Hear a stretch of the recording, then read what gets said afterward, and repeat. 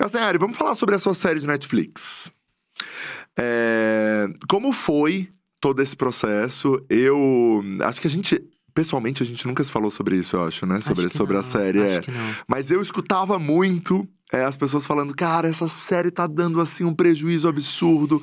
Tá ficando muito maior, o Castanhari não aprova nada. Tá sendo uma coisa absurda. Castanhari não aprova nada, eu escutei isso, Castanhari.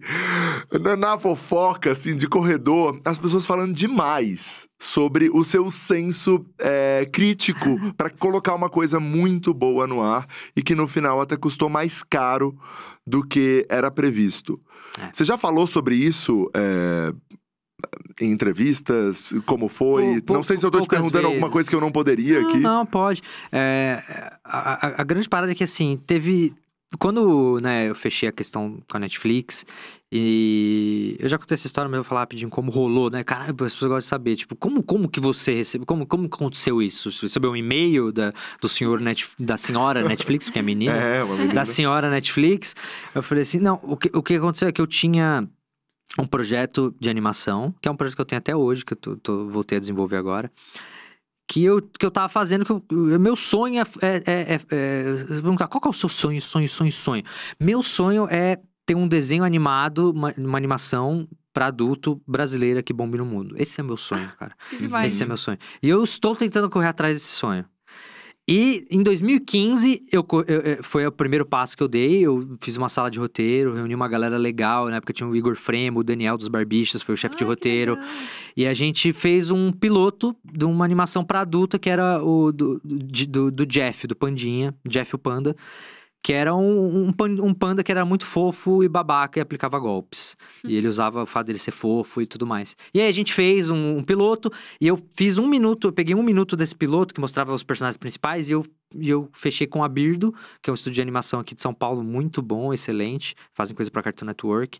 E aí eles fizeram 1 minuto, animaram 1 minuto daquilo, final bonitinho. Aí eu peguei aquele 1 minuto, fiz uma apresentação, uma bibliazinha da série. E aí o meu agente, na época, conseguiu uma reunião com o Adrien, que era um rapaz de conteúdo lá da América, que cuida de licenciamento na América Latina pra Netflix. E aí eu tive uma reunião com ele. Aí eu fui lá, fiz minha reunião de pitching pra ele.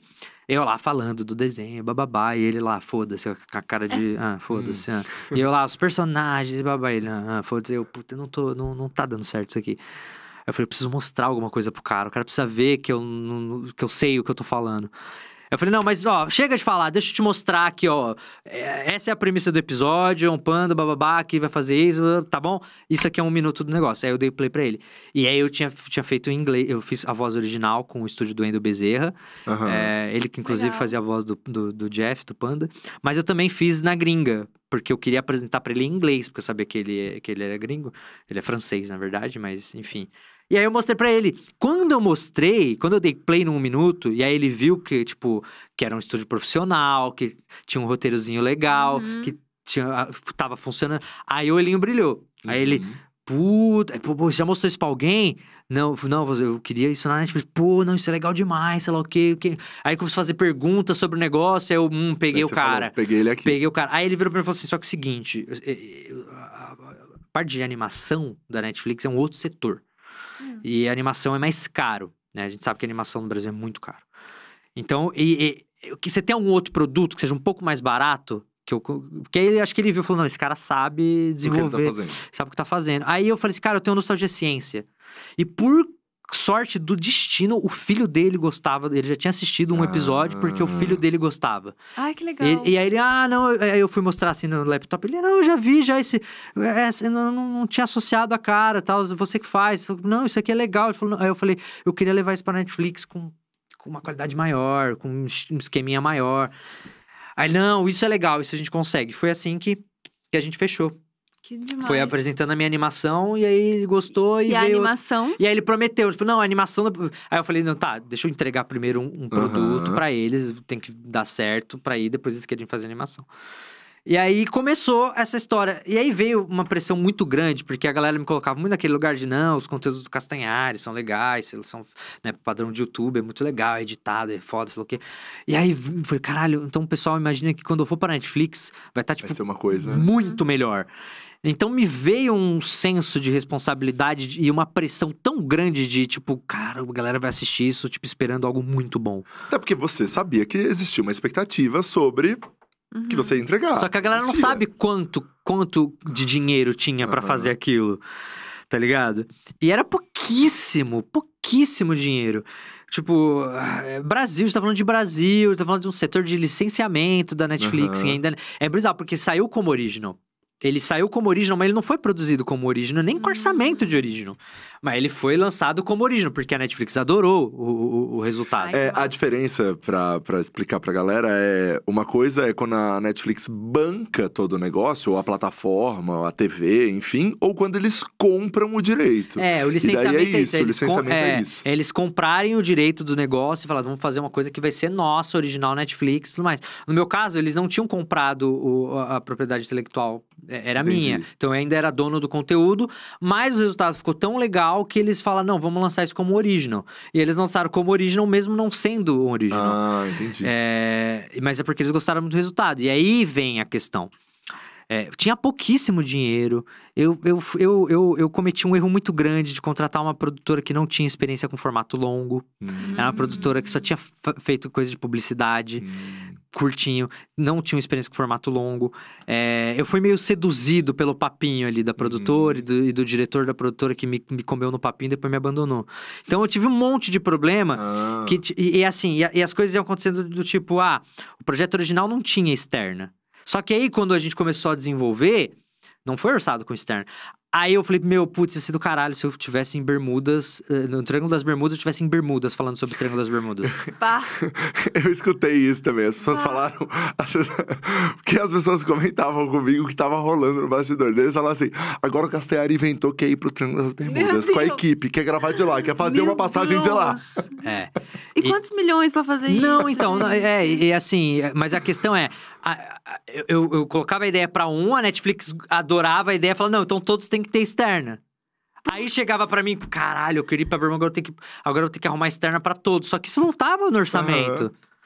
Então, tanto que, tipo assim, a maior parte das externas, eu levei a minha câmera, cara. Eu tenho a Ursa Mini Pro, 4.6K. Eu levei ela como câmera A pra gravar. A gente foi enxugando tudo. Eu não ganhei dinheiro pra nada. E eu ainda investi do meu bolso quase 2 milhões. Caraca. Não. Do meu bolso. Porque chegou um momento onde, tipo assim, eu vi que, tipo, a gente pediu grana, né, pra Netflix. Enfim, a Netflix já tinha fechado o negócio com a gente. Eles não tinham obrigação nenhuma de tirar do bolso mais. Mas, ao mesmo tempo, sempre que eu mostrava algo que custava mais caro, eles gostavam, eles achavam legal. Legal, vamos ter isso na série toda. Tá, mas e o dinheiro? Cadê o dinheiro? Não, então, a gente não tem... Enfim, eu fui tendo que dar meu jeitinho. E o seu jeitinho foi pagando. Só que o meu jeitinho era isso, eu queria que tivesse. Eu sabia como aquilo crescia o episódio. Eu falei, caramba, eu tô aqui falando de Peste Negra num castelo. Pô, eu vou pra um vilarejo em Londres que foi acometido pela peste bubônica. Caralho, que foda. Eu falei, isso traz uma coisa muito grande pra série. Só no crédito. Só no crédito. Só que, tipo assim, aí você vai, né? Quanto que é uma diária, aí passagem pra diretor, pra cinegrafista, né? Diretor de Operador de fotografia, áudio. o som direto. Por mais que às vezes a gente conseguisse esquema, né? Por exemplo, Bermudas, a gente teve que entrar lá no sitezinho das produtoras cadastradas, ver lá quem que tá de Bermudas. E aí chamou um cara lá, uma produtora lá de Bermudas, pro cara fazer a parte de captação. Então a gente, maquiagem, pega de lá. Você vai tentando economizar, mas ainda assim você vai pra Bermudas, é uma colônia britânica, você paga em euro. Saca? Você vai pra Londres, você também, saca? Aí eu fui pros Estados Unidos, lá pro santuário de lobos, o Shy Wolf Sanctuary lá, que eu fui pra Naples. E aí mais viagem pra Flórida, fiquei na Flórida, vai pra Flórida. Aí tipo, tudo, vamos tentando resolver do nosso jeito. Só que isso, foi dando problema, foi aumentando o valor, eu fui tirando do meu bolso, mas eu fui vendo que a produtora, principalmente na parte de edição, eles não estavam conseguindo, assim, a galera não tinha mesmo experiência com isso, e como eu sou muito chato, eu tava exigindo muito, eu tava, tipo, um cara que tipo, não tinha muita experiência, o cara contratado há pouco tempo, tava exigindo dele a experiência de um montador de anos ali, e não ia ter. Aí, então, chegou um certo ponto, o problema é que, assim, a coisa foi alastrando, o prazo de entrega foi atrasando, e eu sempre, o que eu tinha na cabeça? Não importa, quando os caras pararem pra assistir a série, eles não sabem quanto tempo eu levei pra fazer. Eles não sabem se foi 1 ano, se foi 2 anos, se eu gastei do meu bolso, se eu não gastei. Eles vão ver o que eu entreguei. E vão julgar porque tava por isso. você ali, né? Tava E sua é a minha cara cara, ali. é a série do Castanhari, sou eu apresentando. Se der certo, eu recebo os louros. Se der errado, eu recebo a culpa. Então, essa pressão e tudo isso fez com que eu falei, não importa, vai atrasar, dane-se, mas quando sair, tem que ser algo minimamente bom. E deu tanto problema, mas tanto problema, problema do tipo assim, de a gente gastar meses escrevendo, fazendo o roteiro, pra ter uma historinha que combina com o tema, com os personagens, porque eu quis colocar os personagens pra criançada também querer assistir, pra ter aquela coisa meio mundo de Bikman, porque eu queria que fosse uma série que os pais pudessem assistir com os filhos, porque eu queria também fazer a molecada se interessar pelos temas, por ciência, história. E aí, no meio, quando a gente começou a gravar, no primeiro dia, na primeira diária de gravação, a assistente de direção chega pra gente e fala, então, essa OD aqui não vai dar pra gravar. A ordem do dia, que é tipo um documento descrevendo todas as cenas, né, que a gente vai gravar. Ela olhou a ordem do dia e falou, não dá pra gravar essa OD hoje, tudo isso. Eu falei, mas como é que você me fala isso, tipo, na diária? Não, eu já tinha avisado o diretor já, ele não te falou? Eu falei, não. E aí a gente aí o diretor, não, vamos tentar, vamos dar um jeito de gravar, sei lá o quê, vamos... Aí o que aconteceu? Chegou no final do dia, 6 horas da tarde, a gente tinha gravado 50% da ordem do dia. Metade. E aí, Meu Deus. não, amanhã a gente chega um pouco mais cedo, a gente dá um gás, a gente grava e mais um pouquinho, sei lá o quê. Chegou no segundo dia, eu era o primeiro a chegar, chegou às 6 da manhã. E aí chegou lá, a equipe, todo mundo, gravamos mais metade. Nossa. Ou seja, em 2 dias, a gente tinha uma OD gravada. Era pra ter 2. Então, o que aconteceu? Chegou no final do segundo dia, eu falei assim, gente, não tem como. A gente não vai conseguir gravar com as diárias. A gente tinha 6 diárias pra gravar tudo. Não ia dar pra gravar. Aí eu falei assim, não tem jeito. Aí, o que acontecia? No final do segundo dia, né, eu lembro que eu cheguei 6 da manhã, dava 7 horas... Tinha acabado a diária, aí eu pegava o meu roteirista, meu produtor e o meu assistente de direção criativa e a gente ia pra minha casa, ficar cortando o roteiro do dia seguinte até meia-noite. Então ficava até meia-noite vendo coisas pra cortar, joga pra câmera, tudo que a gente tinha passado meses construindo, a gente começou a desmontar aquilo inteiro e aí era isso, aí eu chegava às 6 horas, gravava o dia inteiro e aí no final eu ia pra casa, ficava até meia-noite, 1 da manhã cortando o roteiro do dia seguinte.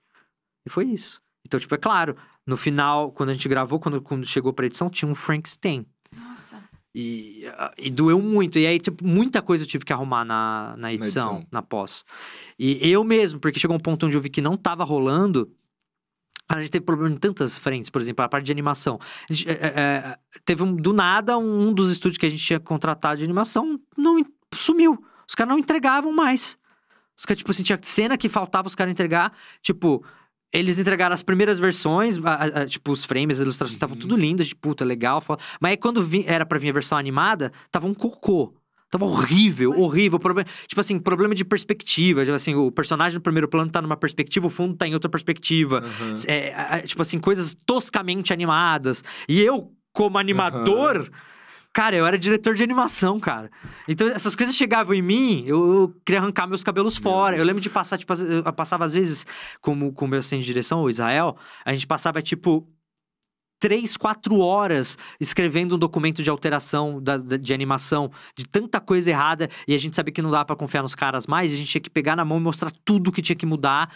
E aí, do nada, esses caras sumiram. E aí, tipo, não entregaram mais. A gente teve que contratar outro estúdio, porque os caras simplesmente sumiram, não entregaram. E eu nem processei esses caras, eu sou muito idiota. Eu sou muito burro ainda. Eu não processei essa galera, eu deveria ter. Mas esse tipo de problema aconteceu. Aí é o ponto que eu tinha que... Chegou no ponto onde eu montei um computador na minha casa, peguei os HDs de tudo da edição e comecei a editar o projeto. Nossa. Eu comecei a editar, fazer pesquisa, ficava eu lá no site da NASA, baixando imagem 8K do sol, internet gritando, indo no Getty Image, fazendo pesquisa de imagem no Getty Image, Shutterstock, pra editar. E aí o Israel, ele me ajudou muito também, ele pegou 2 episódios pra editar, eu peguei os outros. E ainda depois disso, porque isso a gente edita em HD, né? Tipo, num Prox, que a gente chama. E depois eu ainda tive que trabalhar alocado na Cycle, na produtora pra passar a timeline pra 4K. Pra renderizar em 4K. Porque, tipo assim, a gente faz a edição primeiro em HD, depois você passa a timeline pra 4K. Você tem que porque senão é muito pesado pra você editar tudo em 4K. Você tem que passar a timeline. Só que, muitas vezes eu pegava o arquivo que vinha né, inicialmente lá da produtora que a gente tinha contratado, e tava tudo cagado, mas tudo... Porque eu sei, os caras eram tão amador, porque eu fiz a conversão pra 4K de todos os episódios. Eu trabalhei alocado fazendo isso. Cara, vinha tudo cagado a timeline, assim, coisa que os caras colocavam do YouTube. Tipo assim, eles tinha imagem, porque a galera não sabe, mas tipo assim, quando você vai fazer um documentário, uma coisa assim, Netflix, você tem que ser detentor de tudo que tá lá. Você não vai no YouTube e pega uma imagem, um vídeo do YouTube e coloca como... Então, eu recebi as versões pra aprovar e eu achava que aquilo já tinha passado por licenciamento, os caras já, não, estamos indo atrás pra licenciar isso, pra pegar os direitos. Não! Nada. Então, ainda quando eu recebi o projeto e quando a gente começou a passar a timeline pra 4K, começou a vir um monte de coisa que não tinha licenciamento, que eu achava que os caras tinham ouvido e não tinha. E aí a Psycho começou um puta trampa na Psycho pra conseguir os direitos dessas coisas. Coisas que a gente achava, por exemplo, um episódio de zumbi, que tinha coisa lá da Capcom, do Resident Evil, que a gente não podia usar. E aí, o Dodoro tava editando, o Israel, né, tava editando esse episódio, que era o 5, ele, cara, essas coisas eu tô vendo a timeline que tá cheia de coisas do Resident Evil, vocês têm o direito disso? Aí eu ia mandar mensagem pros caras, não tenho. Mano! E aí a gente ficou, tipo, 6 meses pra tentar o direito com a Capcom e não conseguimos. E aí depois, de última hora, tivemos que cobrir com outra coisa nada a ver, saca? Nossa. Um monte de problema assim surgindo, cara. Eu lembro de um take lá do Triângulo das Bermudas, que era tipo, a gente tava falando de barcos que naufragavam no Triângulo das Bermudas e tudo mais. E aí tinha a história de um barco que tinha naufragado lá e foi encontrado e não tinha nem vestígio da tripulação e bababá. E aí tinha uma imagem lá que era do James Cameron, que ele tinha descido naquelas cápsulas, sei lá o que, embaixo do mar, e filmou esse barco e tudo mais. E aí tava lá no projeto. E eu, beleza. Onde você tirou isso? Aí eu fui pegar o arquivo fonte e vi que ele tinha sido literalmente tirado do YouTube. E era uma filmagem do James Cameron, brother. E aí, cara, foram meses, mas aí a gente conseguiu, tipo assim, meses até achar quem era o detentor daquilo. Até achar a pessoa. É muito difícil, cara, você achar essas coisas, o detentor. Quem que tem os direitos dessa filmagem? É o James Cameron. Não é só quem filmou, não é só quem filmou, vendeu aquilo pra alguém, alguém pagou aquilo. Então tem... É muito complicado.